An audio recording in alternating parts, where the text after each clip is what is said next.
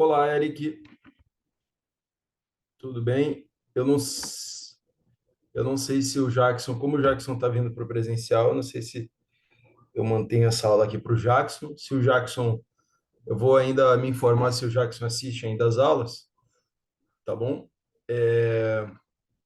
De qualquer forma, eu estou gravando pelo menos para o Eric essa videoaula aqui, tá bom? Eric, então, vamos lá.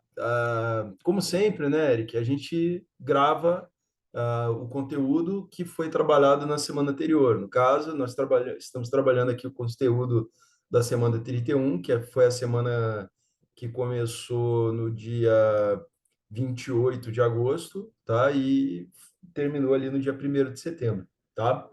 E na semana passada, nós tivemos duas aulas, né, na base, e nessas duas aulas nós estudamos, né, tivemos aulas sobre a Inconfidência Mineira, tá? E aí, sobre a Inconfidência Mineira, a gente vai ver o que que foi, né? A gente preparou esses pontos aqui para serem observados, tá? Eric, primeira coisa, né? Inconfidência lembra o verbo confessar, algo que você conta, né? Ó, in é negação, é não, né? In é não. Numa palavra, né? Quando começa com in, significa não, né?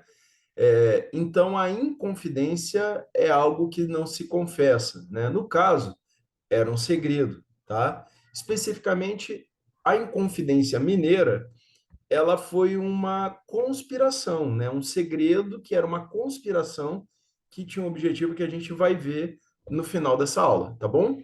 Então vamos lá. Primeira coisa que a gente precisa considerar, né? A ocupação do que é hoje o estado de Minas Gerais, né? Que era então, que era uma região que grande parte dela poderia ser considerada fora, né, da América Portuguesa pelo Tratado de Tordesilhas, dependendo do traçado que se desse para a linha imaginária de Tordesilhas, que é aquela linha que separava a América Espanhola da América Portuguesa, né? Grande parte do território de Minas poderia ficar de fora, né, da América Portuguesa.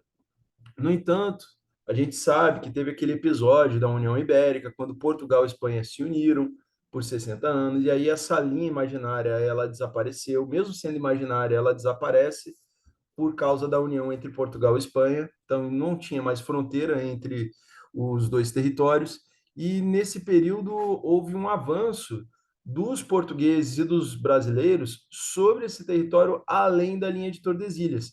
E depois que Portugal e Espanha se separaram de novo, esse avanço ele continuou. Quem fez esse avanço foram os bandeirantes paulistas, certo? E aí eles, lá no final do século XVII, vão encontrar ouro na região ali de Sabará, certo? E aí eu vou ler aqui o ponto e aí a gente vai conversando, né? O ponto 1 diz assim, ó, a ocupação portuguesa do território correspondente a Minas Gerais teve início no final do século XVII, 1693, por ali, né? Com a descoberta de jazidas de ouro nas regiões de Sabará, primeiro lugar, Congonhas, São João del Rei, Ouro Preto, Antiga Vila Rica, Mariana, entre outras. Então, eles vão, assim, praticamente um depois do outro, eles vão encontrando ouro em diversas regiões ali, né? E aí isso vai atrair cada vez mais gente, cada vez mais gente, cada vez mais gente. Vai chegar um momento, Eric, que aí vai ser criada, né, a capitania de Minas Gerais, que não existia, era um território, né, um sertão, que de repente começou a ter tanta gente que eles resolveram criar uma capitania, né? Igual tinha as outras capitanias, Pernambuco, desde as capitanias hereditárias, tá, Eric? Que você lembra, né? Né? Tinha a capitania de Pernambuco, de São Vicente, que é atual São Paulo, capitania, sei lá, da Bahia, né? Por aí vai, Espírito Santo, Parará, Parará, Parará. E aí criaram a capitania de Minas Gerais lá no interior, né? Lá no que é hoje o estado de Minas Gerais. Eles criam a capitania porque tinha tanta gente ali e começou a ter mais gente em Minas do que qualquer outro lugar do Brasil. Isso foi incrível. E isso aconteceu durante o século XVIII. Minas Gerais se tornou, de repente, muito rapidamente, a capitania mais populosa do Brasil. E ainda depois vão surgir outras capitanias em função também de se encontrar ouro, né? Goiás e Mato Grosso, né? São duas capitanias também criadas aí ao longo do século XVIII e elas surgiram em função da extração do ouro e de diamantes também, assim como Minas Gerais, certo?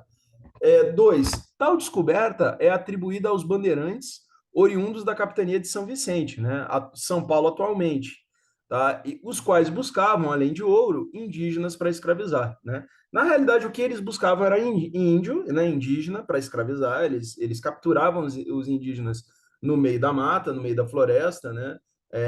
Ali no Cerrado, seja lá onde eles estivessem, os bandeirantes estavam lá caçando gente para vender como escravo, mas nos momentos em que eles, né, levantavam acampamento, né, paravam um período, eles geralmente tinham o costume de ir para as margens do rio, né, ficar faiscando, né? Faiscar seria o quê? Usar uma peneira, afundar a peneira no fundo do rio até achar a terra, e aí eles iam puxando a terra, né, e iam mexendo a peneira, né, para ver se no fundo da peneira não ia faiscar, que é assim, se tivesse ouro, o raio solar reflete ali e aí aparece como se fosse uma faísca, né? Isso que é o tal do faiscar. Então eles tinham esse hábito e por causa desse hábito é que eles vão encontrar, no caso, ouro no que é hoje a cidade de Sabará, certo?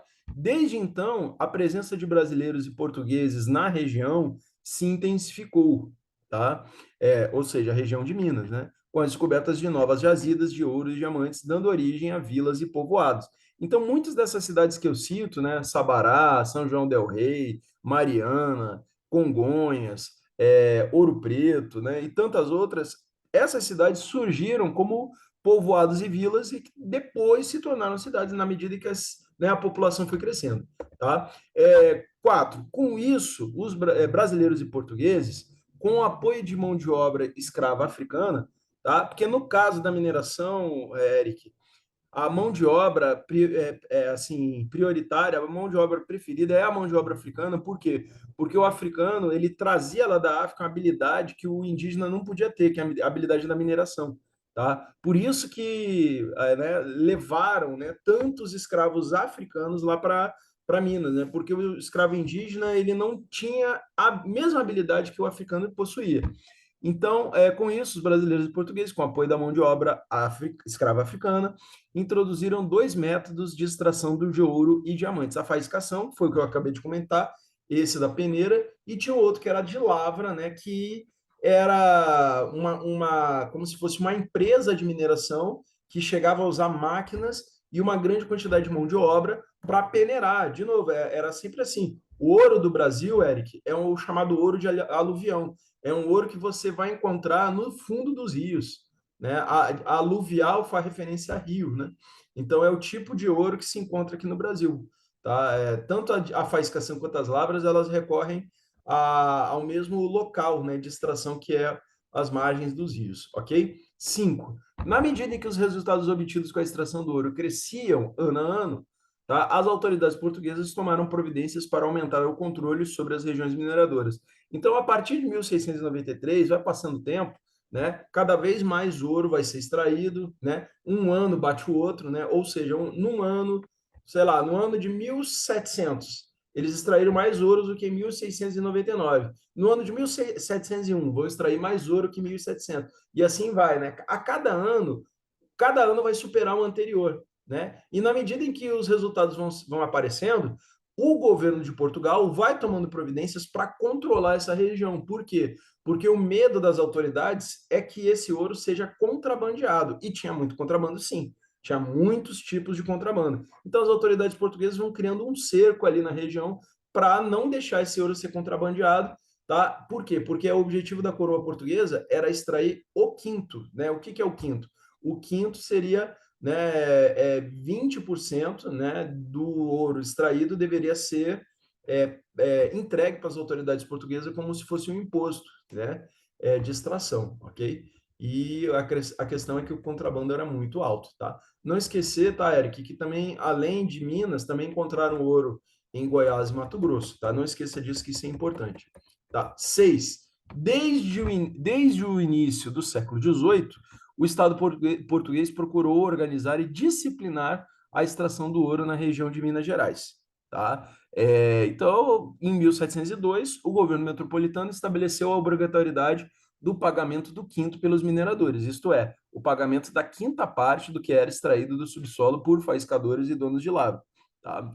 8. O controle e a fiscalização do pagamento do quinto pelos mineradores ficava a cargo da intendência das minas. Então, tinha um cara cuja função era fiscalizar. Né? Ele era nomeado pelo governo de Portugal, um intendente geral das Minas, ele chegava lá para Minas para fiscalizar se estava pagando ou não o quinto do ouro. Tá? 9. Objetivando efetivar sua cobrança e evitar o contrabando, em 1720 foram criadas as casas de fundição, tá? As quais começaram a funcionar em Vila Rica, atual Ouro Preto, em 1725. O que eram as casas de fundição?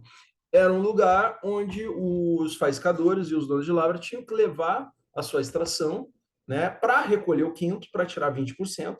E o que era feito do resto desse ouro? Esse ouro era transformado em barra de ouro, que era a única forma pela qual o ouro poderia sair de Minas. O ouro não podia sair de Minas na forma de pepita, como ele é encontrado naturalmente. Quando você lavra o ouro, né, ou quando você faísca o ouro, ele não vem bonitinho, né? Ele vem como se fosse uma pedra, né? Aí qual que é a ideia? Você leva na casa de fundição, né? Eles pesam, eles medem, pesam e tal, tiram 20%, do resto eles vão aquecer, vão transformar em líquido, vão moldar num formato de barra, né? Essa barra ela vai ter um carimbo da coroa portuguesa, igual tá aqui na imagem, né?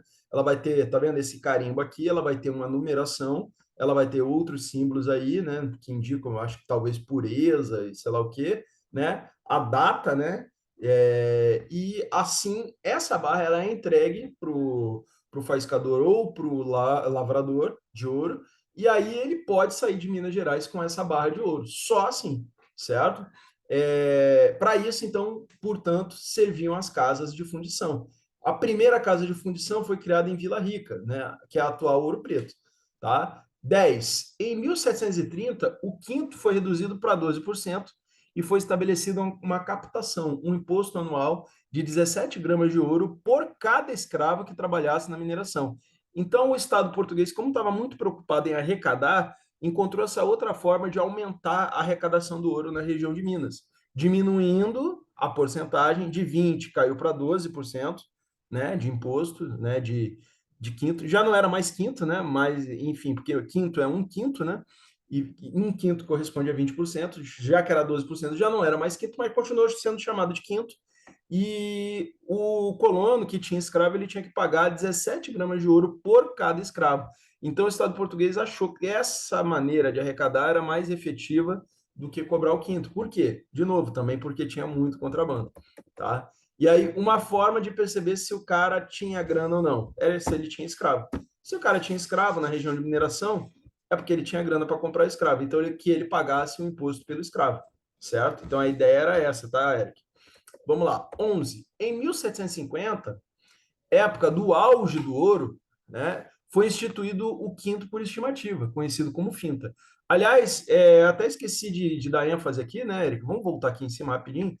Então, ó, vai haver olha, como eu disse, cada ano vai superar o ano anterior, né? E cada década vai superar a década anterior, em termos de extração de ouro. Então, a extração de ouro ela vai crescer, crescer, crescer, crescer, crescer, ela estagna e depois ela começa a entrar em declínio. Quando que ela estagna e começa a entrar em declínio? A partir de 1750 para frente, certo? E aí vamos ver o que aconteceu, tá? Em 1750, a época do auge do ouro, foi instituído o quinto por estimativa, conhecido como finta. Tá? O que foi isso? Foi a fixação de uma cota fixa de 100 arrobas, cerca de 1.500 quilos de ouro, que a capitania de Minas Gerais tinha que pagar anualmente. Então, Minas Gerais tinha que dar para Portugal, por ano, 1.500 quilos de ouro. Tá? E aí, o que acontece? O que acontece é que essa finta, né, essas 100 arrobas, ela começa a não ser cumprida. Ou seja, Minas Gerais começa a não entregar o que era cobrado dela por Portugal.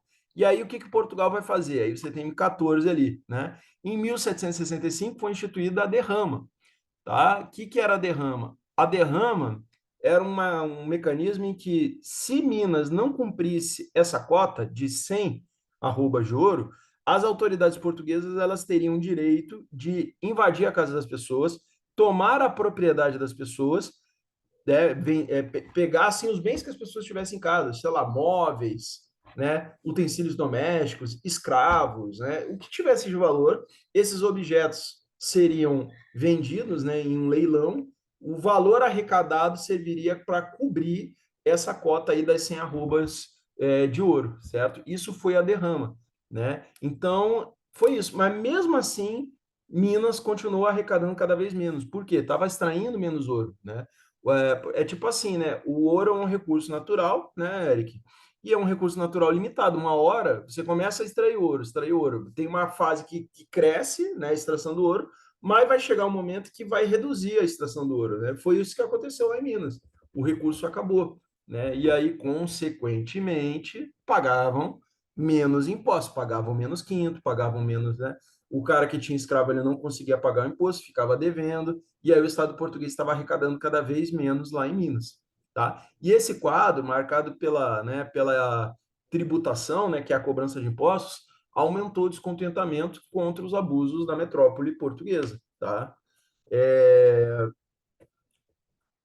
e aí, ó, a crise econômica decorrente da diminuição da quantidade de ouro extraído das terras mineiras afetou também, né, atingiu também os mais ricos, né? Essas classes eram formadas por proprietários rurais, comerciantes, intelectuais, religiosos, todo mundo se sentiu afetado, tá? Aliás, entre esses caras, né, que começaram a se sentir cada vez mais descontentes com Portugal nesse momento, que é final do século XVIII, estava lá o Joaquim José da Silva Xavier, que era conhecido como Tiradentes. Por quê?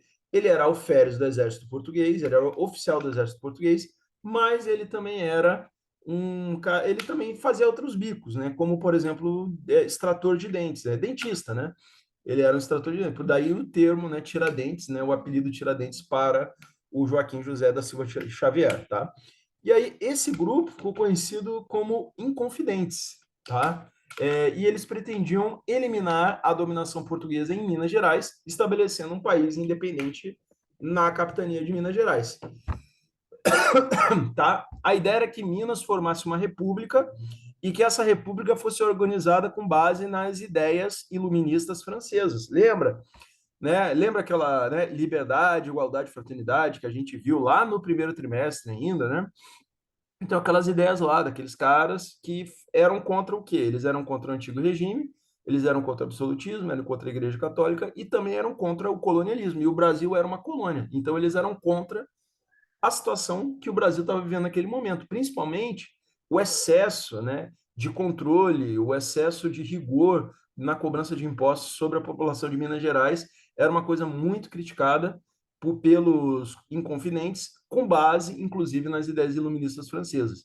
E o modelo que eles queriam para Minas Gerais era tipo os Estados Unidos, que tinha se tornado independente bem naquela época. Então, eles viram, né, eles recebiam notícias do que tinha acontecido lá na América do Norte, a formação dos Estados Unidos, e falaram, poxa, a gente pode fazer igual aqui em Minas, né? E aí eles vão começar a conspirar para colocar isso em prática, tá? Apesar disso, não havia a intenção de libertar os escravos, tá? Olha só, mais da metade da população de Minas era formada por escravos e ex-escravos, né? E eles, os inconfidentes, que a maioria era branco, para não dizer todos, né? Mas a maioria, pelo menos, era branco, né? Pessoas letradas, ou seja, alfabetizadas, né? Intelectuais, pessoas que sabiam ler e escrever, né? E esses caras, eles não queriam ser colocados na mesma situação, né, numa situação de igualdade que os escravos e os ex-escravos, né? Então eles não queriam libertar os escravos, eles achavam que Minas precisava dos escravos para manter sua economia funcionando, tá? 21. Qual seria a senha, né, o início da rebelião que os inconfidentes estavam planejando, né, para se libertar de Portugal? A senha para o início da rebelião seria o momento em que o governador de Minas, que era o Visconde de Barbacena, decretasse a derrama, né? No dia que o governador decretasse a derrama, que é tipo assim, o exército entrando na casa das pessoas, tomando os objetos das pessoas, né? E esse momento seria no momento em que a população de Minas estivesse bem aborrecida, bem chateada com o governo, seria o início da rebelião, porque aí os inconfidentes esperavam contar com apoio popular para expulsar os portugueses lá de Minas e fazer a independência de Minas. Esse era o plano. No entanto, o que, que aconteceu? Essa conspiração, a Inconfidência, ela foi desmantelada em 1789. O que, que aconteceu? Um dos Inconfidentes, que é o Joaquim Silveira dos Reis, ele denunciou os Inconfidentes. Tá? Ele fez uma denúncia em troca do perdão das dívidas. Ele também era um dos caras que estava endividado, não conseguia pagar imposto, e estava endividado com a coroa portuguesa. Então, ele trocou o perdão pela dívida, né, dando essa informação que ajudou a coroa portuguesa a desmantelar a Inconfidência Mineira. Posteriormente, outros traidores denunciaram os Inconfidentes também e tiveram perdão para suas dívidas. Tá? Aí o governador de Minas Gerais, o Visconde Barbacena, ele decretou a devassa, né, que foi uma investigação assim bem minuciosa, né? Tem até os arquivos hoje em dia, né? Dá um livrão desse tamanho, olha aí. É um livrão desse tamanho, que é um livro que tem toda a investigação da Inconfidência Mineira, né, o livro da Devassa, né, então vai haver essa investigação e assim centenas de pessoas vão ser denunciadas, vão ser presas e entre essas centenas de pessoas, a maioria não admitiu que estava conspirando, mesmo assim ficaram presos um tempo, sofreram algumas, né, punições, mas teve dois que assumiram, né, que eram conspiradores, que eram inconfidentes. Um deles foi o Cláudio Manuel da Costa, tá? Que morreu numa prisão nessa Casa dos Contos aqui, ele acabou morrendo de maneira até misteriosa, né? O outro foi o Joaquim José da Silva Xavier, o Tiradentes, que foi a única pessoa que foi presa, ficou anos preso, ficou 3 anos preso no Rio de Janeiro. Depois de 3 anos, ele foi executado, né? Ele foi enforcado lá no Rio de Janeiro, no dia 21 de abril de 1792. Por isso que o dia 21 de abril é feriado, né? Foi o dia em que Tiradentes foi enforcado. Então, ele foi enforcado lá no Rio de Janeiro. Depois que ele foi enforcado, Eric, ele foi esquartejado. Pegaram, arrancaram braços, arrancaram pernas, arrancaram a cabeça, espalharam partes do corpo do Tiradentes ao longo da estrada real que ligava o Rio de Janeiro até o que é hoje a cidade de Ouro Preto, na época chamava Vila Rica. A cabeça do Tiradentes ficou fincada numa lança e colocada na entrada de Vila Rica, né, atual Ouro Preto. Tá? Foi assim que acabou, então esse foi o destino aí do Tiradentes, ok?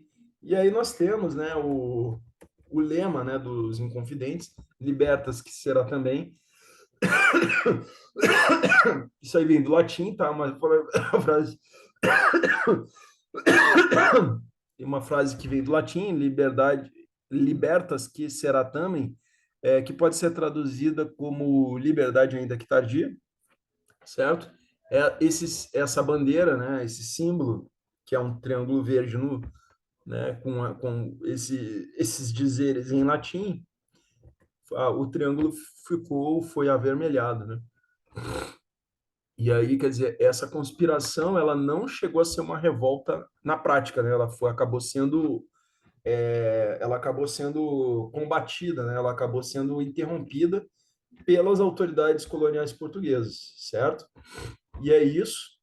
Eu acho que esse vídeo ficou longo, peço desculpas, mas a gente tinha que falar algumas coisas que eram importantes, né? De saber sobre a Inconfidência Mineira, tá bom? Então, vou encerrando por aqui. Obrigado, Eric. E a gente se vê aí ao longo dessa semana, tá bom? Um abraço, meu amigo. Boa semana para nós. Tchau.